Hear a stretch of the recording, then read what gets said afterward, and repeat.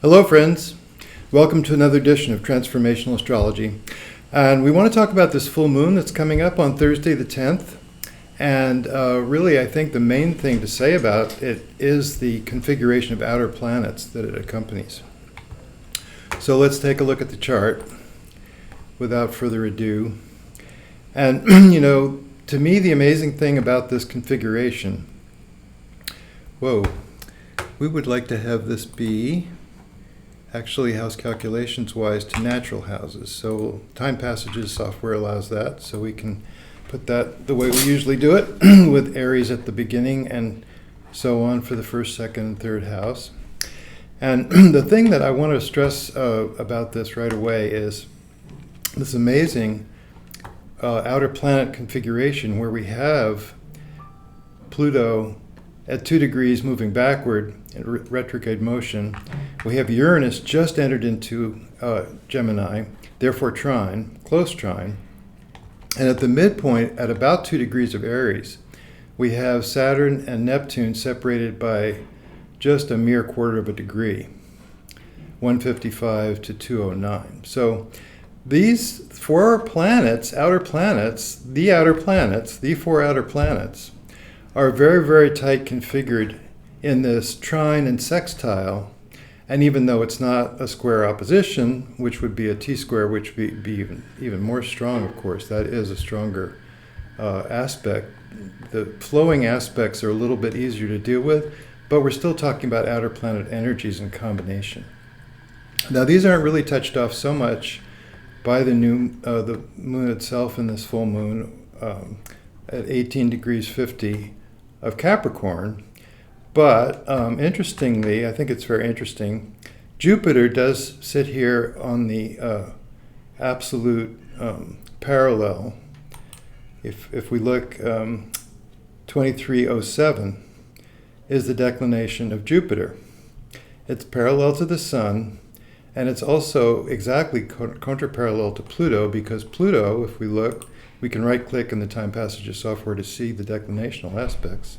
That's also 2307 in a minus direction, so contraparallel, very precise and exact, and Jupiter magnifies. So we do have just an indication that the transformational energy represented by Pluto and enshrined in this very strong configuration. And I want to remind you that we're in this new moon that started on the 25th of June, and I have that chart up too. In order to think about this for a minute, this same configuration minus the exact trine in the same sign, in the air sign, was really prominent also at 3 degrees for Pluto, not so much exact as it is now, 29 degrees for Uranus. And look, 3 degrees for Pluto was actually, Pluto was actually exactly 150 degrees quincunx by Jupiter and the new moon, and also Mars was in this. So we have a very strong configuration from the timing of this new moon also. And if we think about it, when we get to the next new moon, which is the 24th of July, 2 weeks from now, 2 weeks from this 10th, from the full moon, that's going to take place at 2 degrees of Leo, if you can believe that. So 2 degrees of Leo, 2 degrees of Aquarius, the same configuration, only slightly altered, of Saturn and Neptune at that midpoint. So it's going to be very strong next month as well. It's very strong this month right now. And this full moon does kind of contribute to the conversation because of Uranus having just come into Gemini. So this is so powerful. It just really needs to be stressed in the midst of all of this, with the Capricorn full moon as well, the sign of Capricorn. Capricorn really has to do with society. Interestingly, if you look at anytime Saturn is really brought to prominence, especially the Saturn-Eris combination, it is about fairness. It is about treating people well, because that's the social contract. That's the way we have it in the society. So Capricorn really does refer, in its sort of higher manifestation, not just to acclaim and making it and getting recognition, social recognition, but it also refers to the society itself and the perfection thereof. So when we see Saturn combined with Neptune for inspiration, for understanding that there's more to life than simply the 3D reality, you know, Neptune goes to other planes of existence, very important. And we see this combination of Saturn and Neptune combined with Uranus and Pluto, which, if you think about Uranus-Pluto, you can't help but think about the conjunction in the 1960s, which Richard Tarnas talks about as being something that lasted on a 10 degree, or actually a 15 degree aspect of conjunction from 1960 to 1972. So that was the time of the 60s. That was the countercultural time of the energy of Uranus and Pluto coming together with an opposition to Saturn in 1965 also, by the way. So this is really almost a repeat in different ways of the configuration that we saw at that time. And it makes me stop and think, do we have a resurgence of that kind of countercultural tendency, that kind of mass protest that took place at that time during the Vietnam War about the foreign policy of this country at that time, about the way everybody was being treated at that time, about what we have today, still income inequality.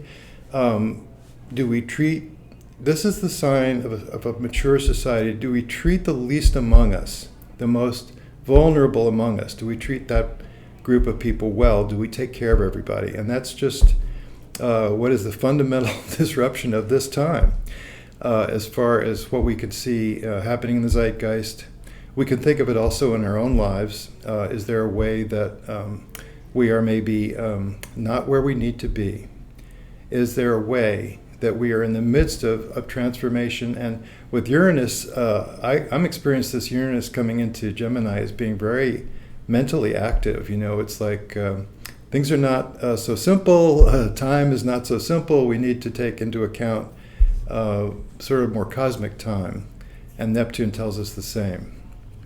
So I think it's a very powerful time as we are here in between these two very, very powerful new moons, right at the midpoint, you know, the flowering of what's been thought of or conceived in that new moon configuration that we just recently had, and 2 weeks ago. And where we are now in terms of that, what's been developing since then, how has our consciousness been developing since then, we might think. And it applies to each, I'm kind of talking about the collective here. But it does apply to everybody. It applies to everybody uniquely, individually. We're all in the midst of change. We're in the midst of change to the extent that we can recognize it. And whether we recognize it or not, we may look back on it as a very fertile time, as a time when things were conceived, ideas were conceived that are very powerful, that affect us, that we can turn around and act upon if we think it through, if we really, really understand what that amounts to, how that happens, and what's happening for us individually. It's time really to stop and meditate and think about things. Really try to get a grip on where we are right now individually as well as in our culture. And really take a good hard look, and don't forget to have fun doing it. So that's the fun that we can have, just to kind of suss out where we are in the midst of change, in the midst of this particular time of our lives, in the midst of this particular time of our country, and see where we are and see how we can make the best of it. It's not all bad. There's a lot of good things happening, especially as we measure the reaction within ourselves, with each of us, the reaction toward what we can think of as the right way to do things, the way to be as present as possible with what is our mandate, to really understand things from a spiritual perspective, a mystical perspective, as well as just from a 3D real-world practicality perspective. So that's what I think is going on right now. And I think it's a very powerful time, and something really, really need to think about and pay attention to.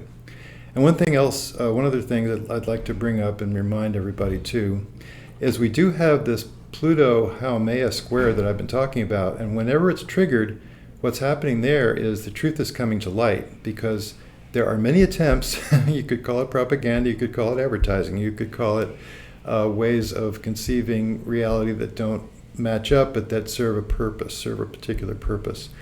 And when that propaganda, or you could call it lies, whatever, comes along, there's also the counter tendency to recognize it for what it is and to counter that and to say, well, no, here's the actual truth of this matter. And it applies to us individually as well as in global terms.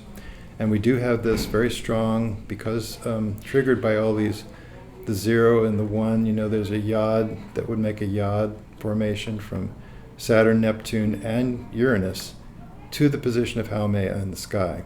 And the Haumea-Pluto square is very active. So that's truth coming to light. So we may very well see these next 2 weeks more of that. So I wish you the best of luck with that. And we want to transition back. I think I better wind up. That was kind of a powerful short message. I'm going to wind up quickly today. But just to know that this is very, very important times. Don't lose track of that. Don't lose sight of the fact that we are in the midst of a cosmic journey of our own design and our own making, which is also part of the culture's journey. And we have to, it's all real. It's real, and it's also part of a bigger scene, as we know, that there's a spiritual scene underlying everything. And that's what we need to remember as we tune into the facts of daily life and figuring out what we need to do to make things the best as possible for ourselves, for our culture. So, best of luck with that. Take care. Bye now.